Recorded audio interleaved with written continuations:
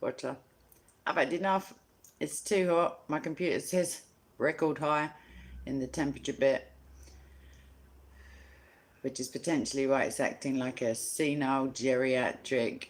I don't even know. What was like the massive calculator that takes a whole. Oh, now it's working. Ha! Lol. I don't even care anymore. Okay, let's pretend I have some patience. Anyway, we're going to speak, maybe, if I can get through it without dying of sweat. It's not a very good introduction for this lady. Okay. Margery Kempe is the subject of today's little look-see. And she's a medieval memoirist. Not only that, she's the first recorded instance of an English autobiography. Her notable dates are circa, meaning approximately 1373 to circa approximately 1438. So 14th to 15th centuries. And if you feel like I'm looking you in the eye enough, it's because I'm reading it from a phone and not from my screen, because #reasons. I feel like I need to start again. Margery Kempe, 1373-ish to 1438-ish. So, in 1934, so that's not too long ago, relatively, a gentleman named Colonel William Butler Bowden, he discovered an original manuscript. And this was amid the more historic volumes in his library, in his country house, meaning for us, he's rich, big house. And when he found it, he did suspect that he had, in fact, uncovered again a rare treasure, which he had. Little did he know that the pages that came, that came out of his library would come to be considered as the first autobiography ever written in the English language. So it was called The Book of Margery Kempe. I did have a lovely little picture of the cover, which I will change immediately afterwards. Anyway, it had been lost for centuries at that point, and then it was finally unearthed in the Colonel's family library. And it was dictated in the early 15th century to two scribes, by even the signal, and a wife of a medieval merchant. And she was also the mother, because there wasn't any TV then, to 14 children. So her narrative opens with the description of her first difficult pregnancy. So she feared basically imminent death at that point. She was also gravely ill, and she summoned a priest, therefore, to hear her confession, or reconciliation as it's now known, I guess. The problem was that she felt she hid a deep secret of a sin so atrocious that she was unable to bring herself to confess it. We've all been there. Sorry, Margery. Okay, so she feared eternal damnation as the result of her unconfessed sin, and was overcome by hallucinations. So she had images in her mind's eye, as it were, of fire-breathing devils torturing her night and day. She threatened to commit suicide. She thrashed around in the bed, bit herself and scratched herself so violently that her husband was forced to restrain her, to tie her for weeks at a time to the bedposts. And basically, as abruptly as all this began, the delusions and the hallucinations, Christ appeared to her. And she recounts that he was clad in purple and sat on the edge of her bed and asked her, gently, of course, "Daughter, why hast thou forsaken me, and I forsook never thee?" In more modernized English, that's, "Why have you forsaken me when I never forsook you?" Still sounds a bit KGB, but never mind. Anyhow, before she could answer, he ascended into heaven, leaving her with a profound sense of peace and joy, as well as a desire now to devote her life fully to God. And this was the first of many visions that Margery experienced over the course of her lifetime. So she considered herself a mystic, first and foremost, as one would. And that was even above her duties as wife and mother.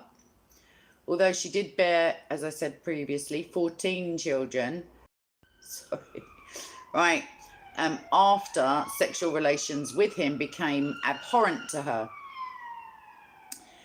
her. She modelled her life after saints like Bridget of Sweden, who we've discussed previously, and other holy women like the anchoress Julian of Norwich, which we will, I feel like that's the next lady we're going to look at, who lived nearby and whom Margery met in person. And that was saying something, because that was quite unusual, but you'll find out why another day.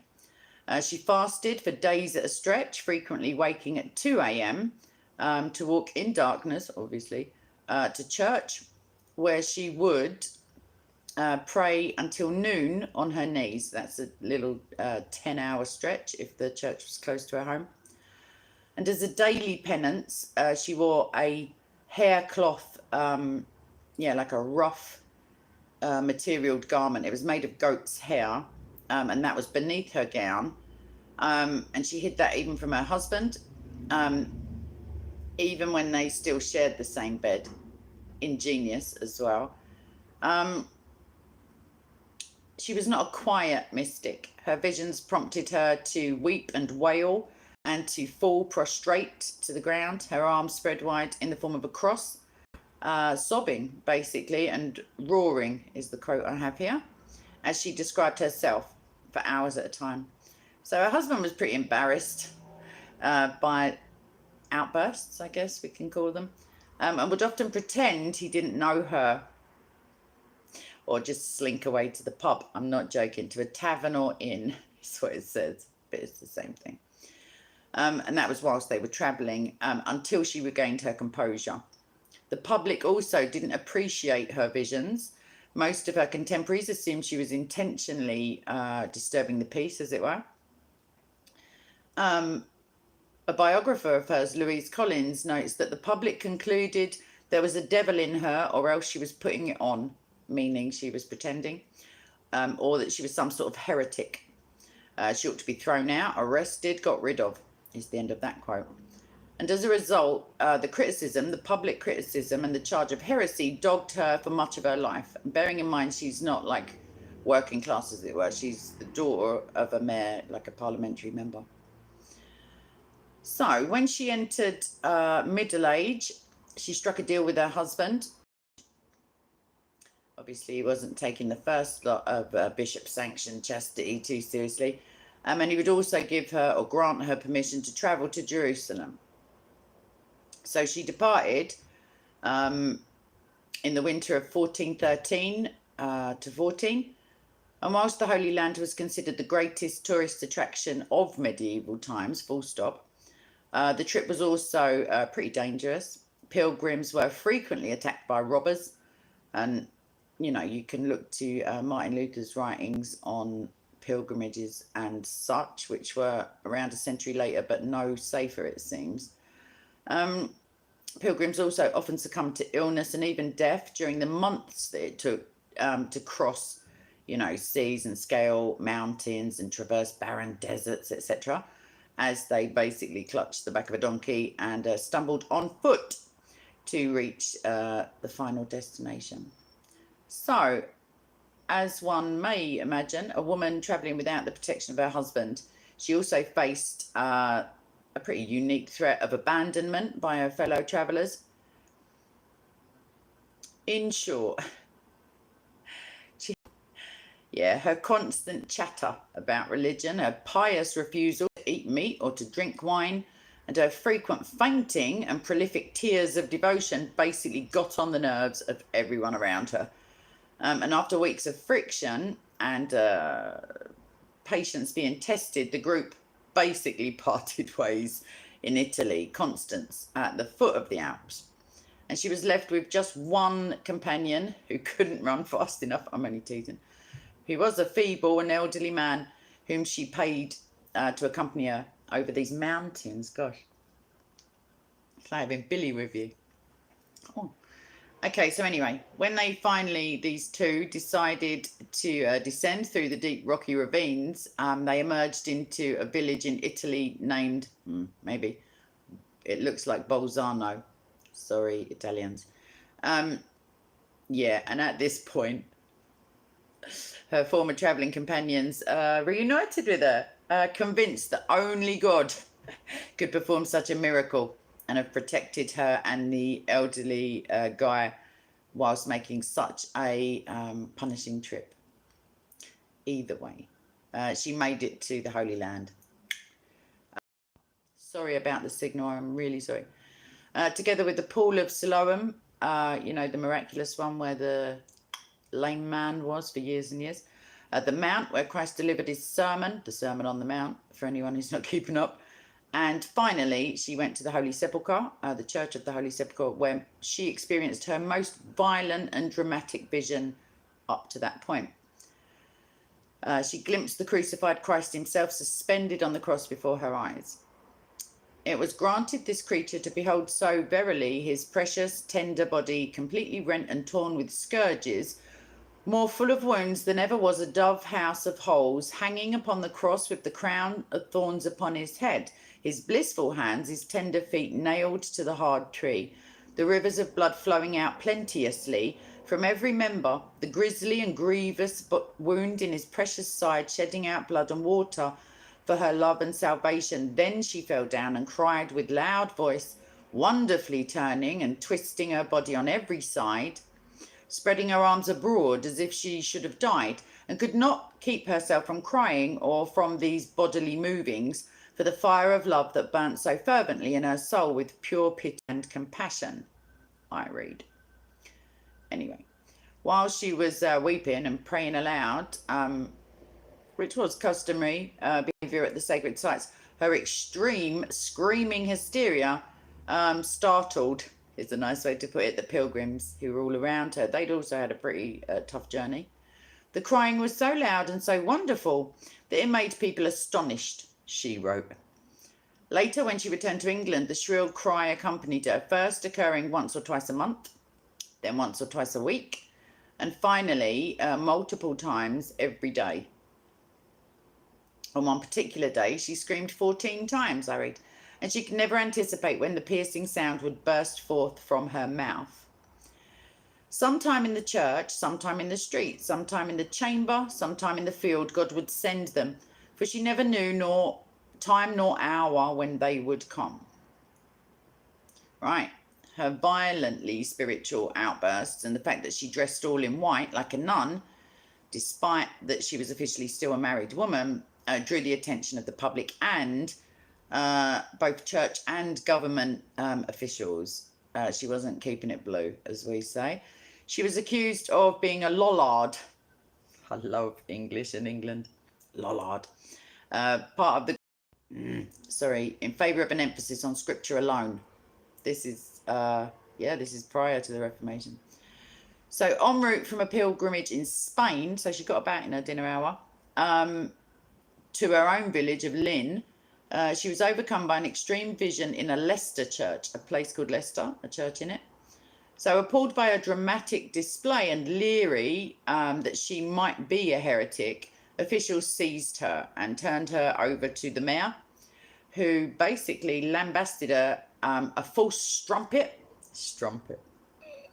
a false lollard, and a false deceiver. A false deceiver, doesn't that make you a truth teller? Anyway, a false deceiver of the people. He basically threatened to put her into jail, to which she responded, "I am as ready, sir, to go to prison for God's love as I am ready to go to church." In the end, neither the court in Leicester nor the abbot of Leicester could find ample evidence to convict her as either a political agitator or a heretic, and she was allowed to continue on her way. Still, she couldn't refrain from speaking about her God-inspired visions at every available opportunity, as one would, to be fair. Only a few days after the inquiry in Leicester, she was detained again and required to appear at a hearing before the Archbishop of York. Very high up dude. So initially she wasn't intimidated or the least bit dismayed, after all. These were the kinds of situations that she reasoned that saints faced throughout their lives, and to be beatified as a saint was her greatest ambition. You notice I didn't introduce her as Saint Margery Kempe. However, the Archbishop proved to be formidable, and at one point she trembled with fear at the increasingly real possibility of being burned at the stake, because we didn't muck around in those days, and that was the standard medieval punishment for heretics. However, she held her ground, and when the Archbishop demanded she swear not to teach or challenge the people in his diocese, she refused. So she's risking her life at this point, stating, "No, sir, I shall not swear, for I shall speak of God and reprove those who swear great oaths wherever I go." She also differentiated between speaking and preaching, insisting that she did not engage in preaching, because obviously I use but communication and good words, and that I will do whilst I live. And that's pretty heavy going language for someone who's literally got death hanging over you. So the Archbishop of York finally released Margery, but she did continue to endure trials throughout her journey home, even in her hometown or village of Lynn, when she finally returned from this pilgrimage to Spain. And it wasn't until the townspeople credited her prayers with saving their town from a devastating fire in 1421 that she began to earn somewhat of a lasting respect of the people and the officials of the village. Right, moving forward. Margery was familiar with the medieval tradition of monks, priests, nuns, and other holy people who left a record of their lives as a testament of their faith. So she aspired, of course, to follow in their footsteps, bless her, on her way to possible sainthood. I mean, I don't feel like she's really going to have the Pope on line one at this point, but still. She embarked on a similar project after hearing directly from God that he approved of her writing. "Dread you not, daughter," meaning don't be afraid. "He who writes pleases me right much." God spoke in medieval English in those days. And this is what she wrote in book 1 as a direct quote. "You should not please me more than you do with your writing, for, daughter, by this book many a man shall be turned to me and believe therein." So it's not clear precisely, just like her birth and her death dates actually, when she wrote the book, although we do know that she began it long after she returned from the pilgrimages. And the book is divided into 2 parts. The first 2/3 dictated to a scribe who died before it was finished. You remember I said it was dictated to 2.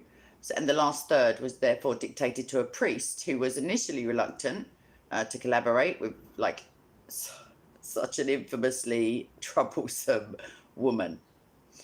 And even after receiving his own vision regarding his role in writing the book, the priest constantly bemoaned the labour, the work that was required to shape the book into more publishable prose. So he got his own vision, he cracked on, but he still moaned, is what we're basically saying. With the detailed descriptions of her visions and her prayers, the book clearly emulates the insights into the life of a medieval woman, even though she was pretty atypical. And she had the gift of storytelling. And her book brings real-world medieval characters from the Archbishop of York to the irascible, it says, travelling companions, to her henpecked husband to life. Go on, Marge, that's what I'll say. Anyway, she didn't, what's the word, achieve her lifetime aspiration. The Roman Catholic Church, who she was slacking off a little while ago, if you remember, didn't canonize her, unsurprisingly. Therefore, for Roman Catholics, it's like she's not considered a saint. The Reformation, I mean, yeah, she's a unofficial saint, let's say. So many contemporary scholars of hers didn't even consider her a mystic. There's always a few. However, her story and she and her story remain an important contribution to Christian history.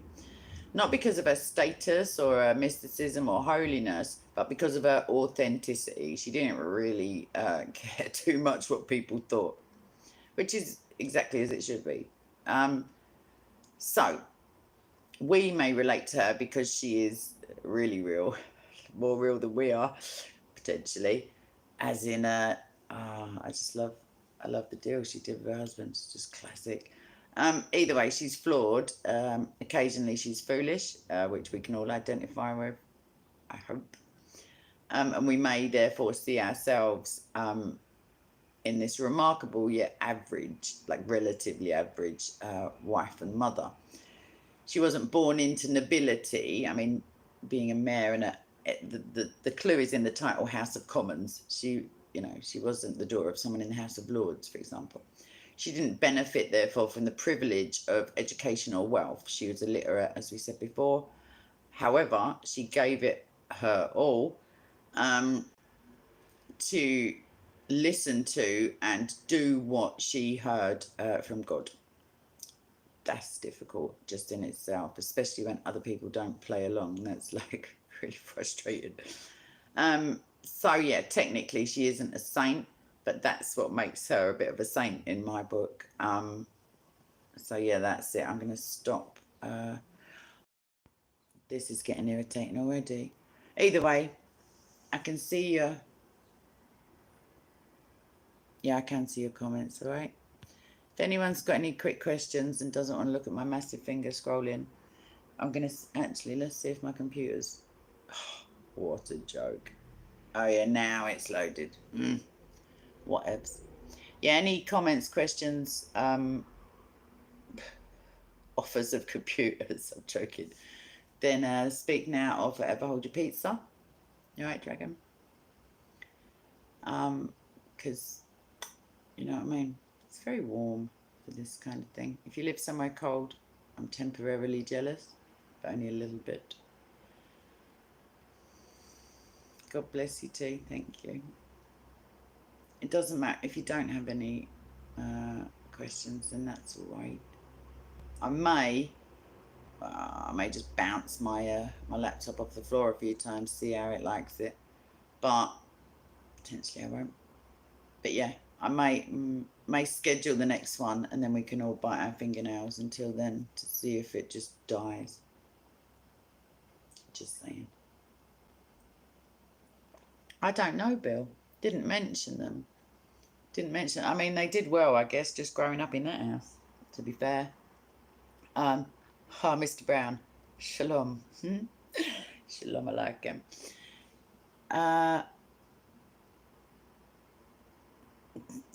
No, it's a reflection, my dear.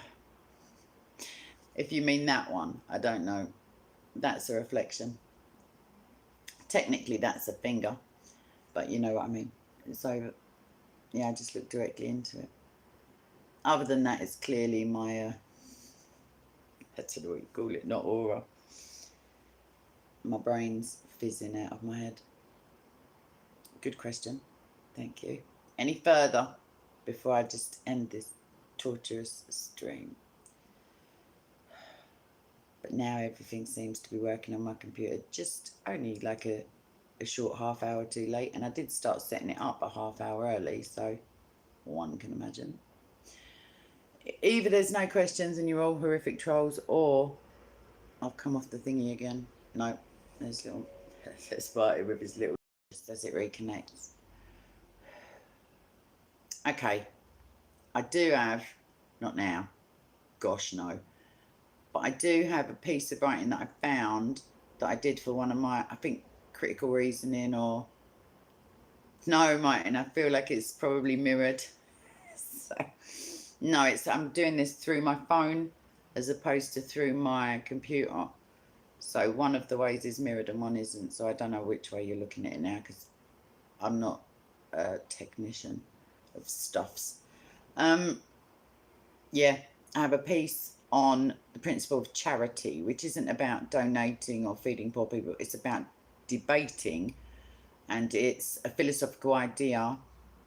You're very welcome, Bill.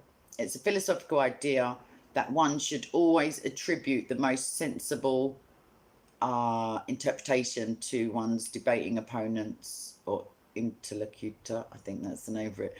Yeah, anyway, you should basically assume that they're sane and rational, and I argued against that.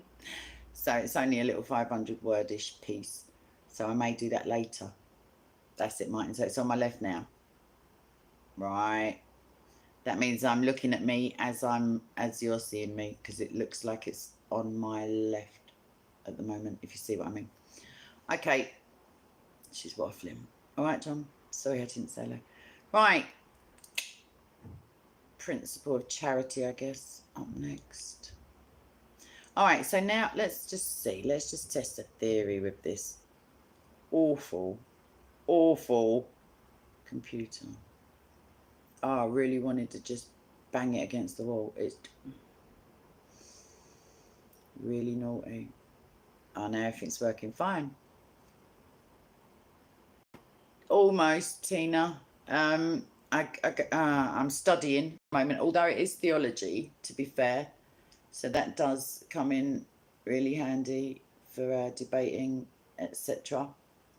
To be fair, everything I've ever studied has come up in one form or another, including stuff about working with the mentally challenged. It's Romans 8:28. God brings all things to the good of those who love him, including like all my academic stuff. But yeah, so not quite, no. And I have other family responsibilities, but I couldn't afford to because I don't make enough money doing it. But that's not any sort of statement about its worthwhileness, because it's what I promised Jesus and I like doing it anyway, so that's a good job. Anyhow, although I do drink copious amounts of coffee, as everyone knows. Yeah, so allegedly, let's not get excited, but it seems to be telling me I can create a stream. Oh, sorry. Ah, shucks, sorry, 1 second. Was it Ivan who just said that? No, I didn't know that. I didn't know that at all. You can put a link in the massive finger. It's not that big in real life. Yeah, you could put a link if you have any news article or wherever you found that info. If you drop it into the real life comment section, no one else will see it. I don't know if you'll see it, but I'll find it in my review folder, because I don't like links, because there's all these weird perverted. Yeah. Anywho, yeah, do that for me, and I'll take a little look see. And then what I'm doing is setting the next one, but you can let me know. I mean, if this is all far too exciting for you, I'll leave it till tomorrow. Thank you, Tina. I don't want to I have done. So people are not very gracious losers when it comes to stuff like that. But to be honest, like, some of them are inadvertently funny, just maybe because of the grammar and the spelling and the actual meaning when you put in the commas and stuff. But yeah, it's I don't dwell on that sort of stuff. Tina, right? It does say they will hate you, but it doesn't say we have to make them. That's just an added bonus. Right, so I put it down as private until someone tells me. I don't know, it's pretty boiling hot, as it were, for evening time. So yeah, I could do it right now if anybody wants to hear it, like I say. And it won't be doing that buffering thing if I go through my computer, which is odd but true. So let me know if you want to hear it. Now I have to remember where I found it myself on my computer. Critical. It was on my OneDrive. Anyway, anyone fancy it, or you're all being far too polite to say no, okay, go away? That's also fine. Surely Mr. Brown would say that. Huh? Maybe there's a delay. Maybe. No way. Everything's going slow on my phone as well. I don't know. But I will just not do it if you don't want to hear it. All right, mine. You're an angel. All right, so it's 22 now, wherever you are in the world, unless certain parts of Canada where they went on the half hour just to be weirdos. So I shall set it for, because obviously you all want to share the link, nudge, nudge, etc. I'll put it for on the hour, which in real life is 9 p.m. But for some people, it could be morning. Right, so it's public. Done. Save. That's it. Right now I can give you the link. Because no, I can't because I'm on my phone. What a donut. It's there on my channel. It's coming up in 20 minutes. Not if you're watching this later. Obviously, it'll already be there. As long as you're watching it in more than half an hour. Shut up, Kay. Right, sorry to break up your convo, but do you want to go to the other? It's up to you. I'm going to press the 1X because I feel like I'm in the park. That's how I'm doing it. But yeah, you shall see me in reverse very shortly with bookshelf in its rightful place, as it were. And yeah, I'm going to just sign off, really. Big up Margery, obviously. A ledge. She just didn't care one bit. I just love it. It's just like Tourette's. Just go around screaming 14 times a day. I can't see your comment properly, John, because I've pressed the X now, the first X. So you can ask me in the other one if you like. But yeah, I've got to go because I've got to sort out, find my assignment to quickly read out to you all on the principle of